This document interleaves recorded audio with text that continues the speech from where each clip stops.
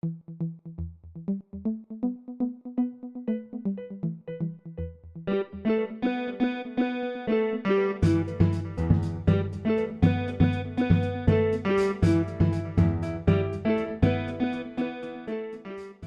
avec notre vice-présidente Marie Lermite, de monter une école bilingue au départ.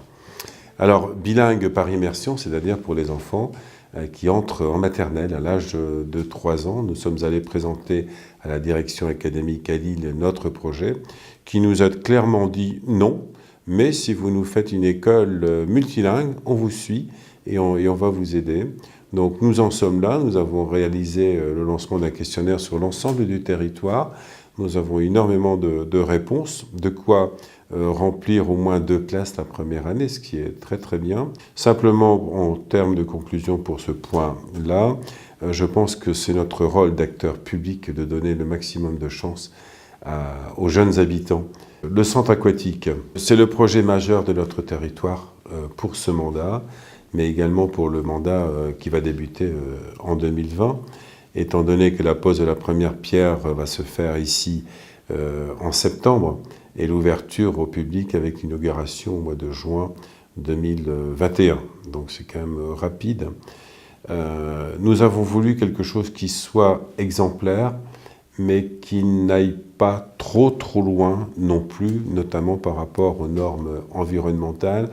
Nous nous sommes attachés à rester dans le respect du concret et du pragmatisme, et pas du tout du tape à l'œil. Ce que nous avons retenu également comme axe majeur, et là j'y suis personnellement très attaché, c'est tout le volet attaché à la santé. C'est-à-dire c'est le sport santé pour les personnes qui ont des maladies graves ou des maladies chroniques, pour qu'elles puissent avoir un lieu où pratiquer du sport sur ordonnance ou non. Et il faut absolument que l'on permette à ces personnes de trouver chez nous ce qu'elles vont actuellement chercher sur Dunkerque, sur Saint-Omer ou même en Belgique. C'est des rentrées financières, sont donc des impôts en moins pour nous demain. Et l'innovation particulière pour ce centre aquatique, c'est son côté environnemental et notamment au regard du mode de chauffage de l'eau, de l'air, des espaces contraints, etc., notamment pour le bien-être.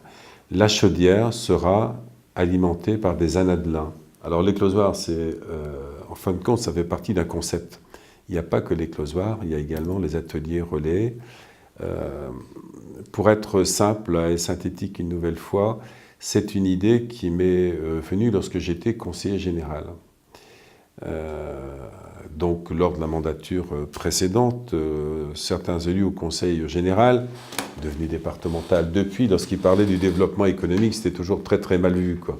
Et moi, ça m'a toujours fait bondir, et je m'étais promis que si j'arrivais un jour à cette place ici, à la tête de la communauté de communes des Hauts-de-Flandre, j'allais créer quelque chose pour les jeunes entrepreneurs, mais qui soit particulièrement réactif. Et donc l'éclosoir se compose de 2 parties, une partie réservée au tertiaire, qui, moins de 6 mois après son ouverture, est à 100% d'occupation. Nous avons déjà eu le cas il y a 15 jours, une entreprise qui a dû attendre et qui attend encore pour rentrer.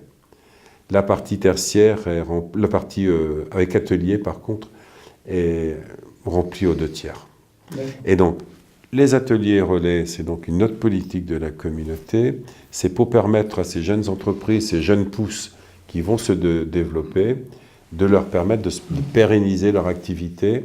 Donc nous construisons les bâtiments à leur demande, nous les leur louons et ces jeunes entreprises peuvent les acheter lorsqu'elles le souhaitent. Pour la communauté que je préside, c'est une préoccupation qui ne date pas d'aujourd'hui. Nous avons lancé ça dès notre élection en 2014, mais elle a vraiment pris de l'importance à partir de 2015, date à laquelle nous nous sommes donc rapprochés de l'ARS et de l'URPS. La première question, la problématique à laquelle nous souhaitions répondre, c'est de donner plus d'attractivité à notre territoire pour les jeunes médecins, mais également de permettre aux médecins, je pèse mes mots, de leur faire comprendre qu'ils avaient intérêt à travailler ensemble. Ensuite, on a travaillé avec l'URPS pour établir en 2018 un diagnostic qui nous a permis donc de créer des équipes primaires de soins, et cela pour aboutir à des équipes pluridisciplinaires de soins. Et la première est en cours de création ici à Bergues actuellement. Donc pour nous, c'est une véritable fierté. Nous travaillons également beaucoup avec une association Decapulse, qui est une association qui est basée sur le Dunkerquois.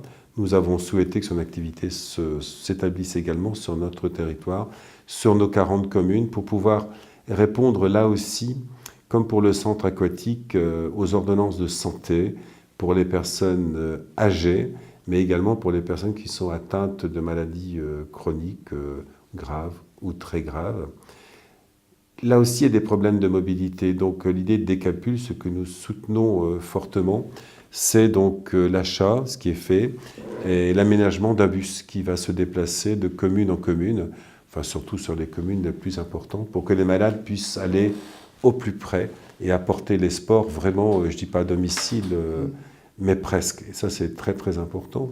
Au niveau communautaire également, écoutez, nous sommes ici à travailler tous les jours sur ce domaine et on essaye de saisir toutes les opportunités qui se présentent, mais vraiment en collant aux besoins des professionnels.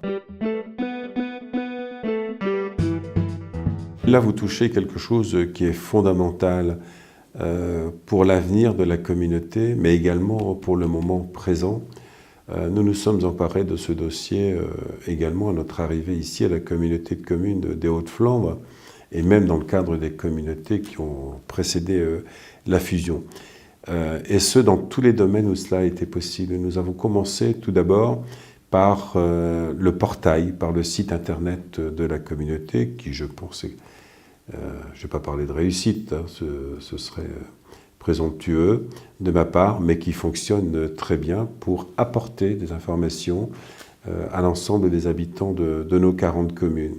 Ensuite, nous sommes allés au-delà par la création d'une plateforme dédiée pour toutes les activités enfants-jeunesse et petite enfance.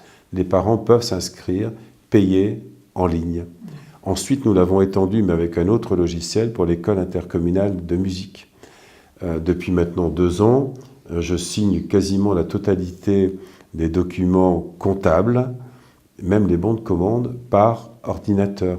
Ça fait gagner beaucoup de temps et il n'y a plus de papier, ni pour nous, ni pour les personnes qui travaillent ici, mais tout est transmis ensuite en perception ou également en sous-préfecture pour le contrôle de légalité.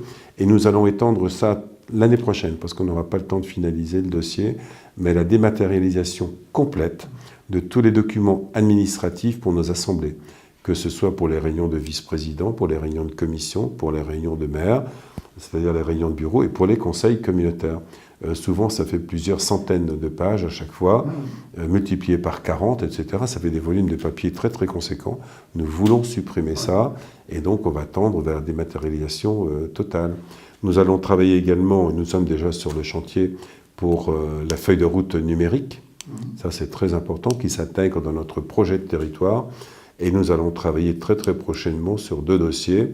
Sur le dossier RH, qui demande également énormément de papier, et sur l'ENT avec le conseil régional et le syndicat mixte 5962 numérique, qui porte le déploiement de la fibre pour l'ENT, l'espace numérique de travail, et qui va s'adresser dans un premier temps au monde scolaire. Mais voilà, la feuille de route est encore longue, nous l'écrivons au travers du projet de territoire, et tout ce qui est numérique, on y attache une importance capitale.